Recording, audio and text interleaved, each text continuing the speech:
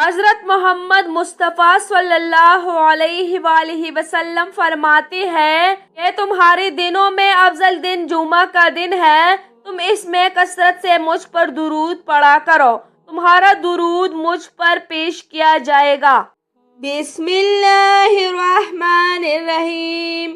محتاجی اور ذلت سے پناہ مانگنے کی دعا۔ بسم اللہ الرحمن الرحیم۔ اللہم انی اعوذ بک من الفقر والقلت والذلت واعوذ بک من ان اظلم او اظلم۔ ترجمہ: اے اللہ، میں فقر و پاکہ مال کی کمی، محتاجی اور ذلت و رسوائی سے تیری پناہ چاہتا ہوں، اور میں اس بات سے بھی تیری پناہ چاہتا ہوں کہ میں کسی پر ظلم کروں یا مجھ پر ظلم کیا جائے۔